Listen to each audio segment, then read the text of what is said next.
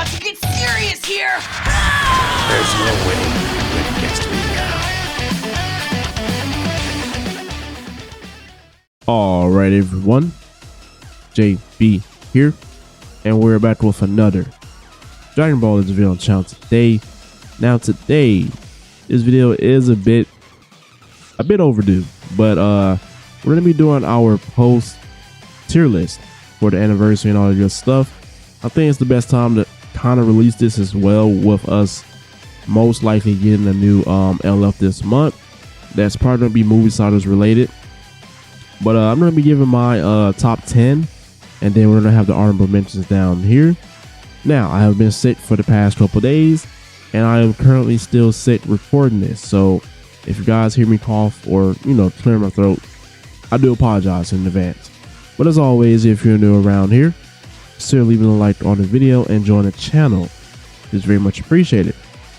Now, we look at the way I did it, I just kind of condensed it down. So we're going to have our top 3 that we're going to put up here, then 4 through 6, 7 through 9, and then the 10th spot, and also the honorable mentions. Now, with all the recent, new units and stuff that we got, and especially during the anniversary, number 1 spot has to go to Gogeta. I mean, the guy is insane. He has an AoE green card.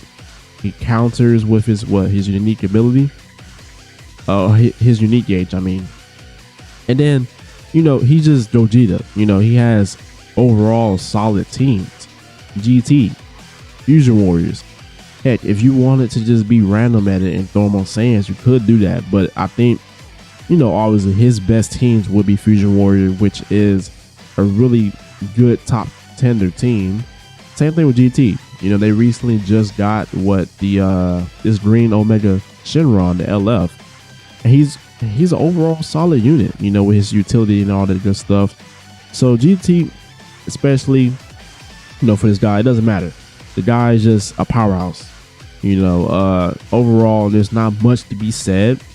I feel like there's not much you can really say. The guy is just him. So coming in for the number 2 spot, I'm gonna give that to Vegito, Fusion Vegito. This guy has been, I would say, throughout the entire anniversary in the top 5. I don't think, you could probably push him down to number 3 if you wanted to. I wouldn't mind that. I just feel like for me personally, you got Fusion Warriors, you got what else? Sun Fam for this guy, Majin Saga, because you could put him and Ultimate Gohan together. And we already know what Vegeta does. He has the Rise and Rush guaranteed kill. And overall he has some good utility in his kit as well. So he just is a built all-rounder that I would just say that's why he's still in the top 3. I would say for me personally, that guaranteed Rise and Rush kill is so valuable, for a lot of matches, especially if you're playing high rank. Now, number 3, I am going to give that to Ultimate Gohan. This guy definitely deserves it. He's still a beast out there. He, like I said, same situation with Vegito. Only difference between in their kits is you got Ultimate Gohan constantly getting that Vanish Restore and everything. So it's quite annoying. You can possibly continue combos for a pretty long time, I would say. Ultimate Gohan, the guy, we got all these different yellows. I wouldn't say all these yellows are in the meta that I have on this list, but here and there, you're gonna see, because they just recently gave Kaioken Goku his plat. So even then, the guy is just insane. There's not much to be said. I know it kind of feels like I'm not giving them much respect, like an explanation, because some of these units I haven't personally played with. I played against them, but I can say the most part for Ultimate Gohan, Vanish Restore, his ultimate hits pretty hard, and overall he just has some pretty good mechanics in his kit as well. So looking at the number 4 spot, Don't know if did I add him on here? Actually, I don't think I did. Oh wow, that's careless of me. We're gonna go ahead and find him really quick because he's way down here. It's gonna be our boy Gogeta right here. Now this guy, the reason why I feel like he's put down on the list a little bit lower, when when you're looking at comparing him to, let's say, Vegito.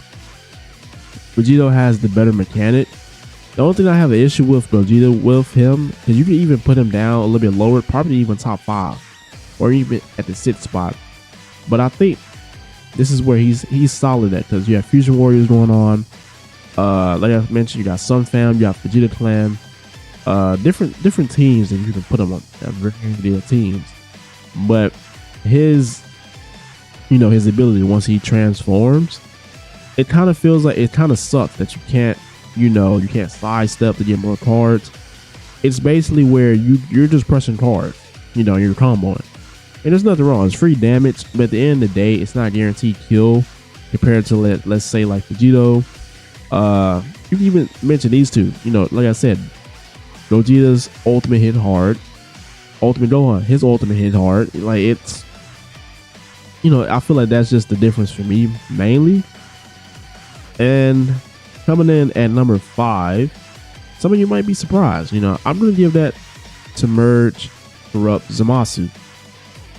I think some people are gonna question some of these placements, but hey, that's what this personal tier list is for. I would love to hear what you guys think as well. Zamasu has become, ever since he got his Zenkai, I believe he already had a Planet Whip to go with that Zenkai already, so it just made him overall just better. He was already pretty solid, and he was a really good counter, especially against yellows. There's a lot of people at the time, people were talking about if you weren't using Gogeta, people were using UI, or if you were running like, let's say, GT or a powerful opponent, you were running probably Super Baby 2 as a yellow unit. And I've seen this guy a lot, especially like on Fusion Warriors. You can run him on a PO team. I wouldn't say Future because Future isn't necessarily in the greatest terms of solid units. Hopefully they do buff that soon. Yeah, overall the guy's solid. Especially against Saiyans, he gets that buff against Saiyans, and a lot of the top units you see on this list are literally Saiyan. He has an AoE Dream card. His ultimate hits hard. I believe, yeah, they added some other, quirks to his kit and everything to make him overall better. But yeah, I think overall he could be right there in the number 5 spot for me. Now coming in at number 6, we are going to give that to LF Kid Buu. And it's like I said, I know some people are probably going to question it, but I feel like his value has went up. Like when you're playing, I can't speak for everyone. Some seasons I play high rank, some seasons I don't. But you're gonna see this guy a lot sometimes, especially on Fusion Warriors. Just to counter, But if you're probably gonna see people using this guy to counter, Zamasu. So it's it's kind of a back and forth type of thing. And overall, he's just solid. He has that potential. He's countering these. To be realistic, you're probably only going to see him and probably Shen in like higher rank PvP, because that's probably the only red units you probably would use. But overall, I will put him right there. Regen has definitely come up a little bit, especially with the newest Omega Shenron. You got Super Baby 2, he's still in there. I believe Majin Evil Buu right here, I think he's part of that as well. I could be wrong, but yeah, PO, Regen, way better teams overall nowadays. So moving on to the number 7 spot, I'm gonna give that to I'm gonna give that to Omega. Give it to Omega. Yeah, because I feel like with Omega, he doesn't really just feel like an overpowered, busted type of unit. But the utility that he has to keep him alive, especially from guaranteed positive skills like this guy right here. It's overall a great ability. It keeps you alive. It's basically a second life at that point. And he just feels solid overall for me. And I know some people are probably going to say, where's Dardoku?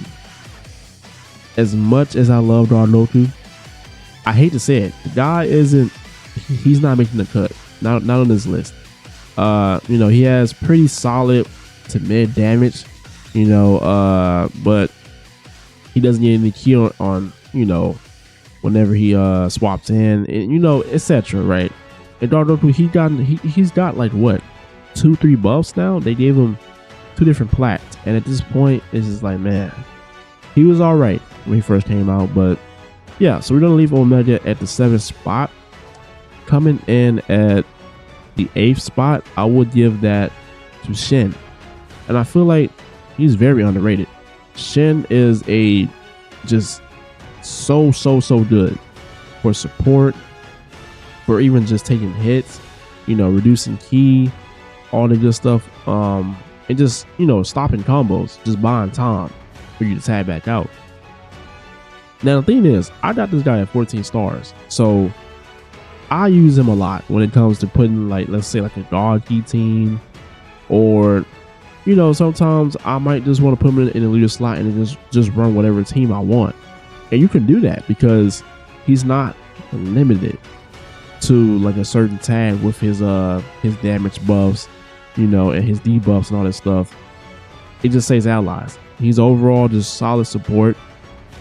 I do think he probably could be better than Pan, but Pan, I feel like it's still a better overall, the better support unit overall in the game, just agent wise.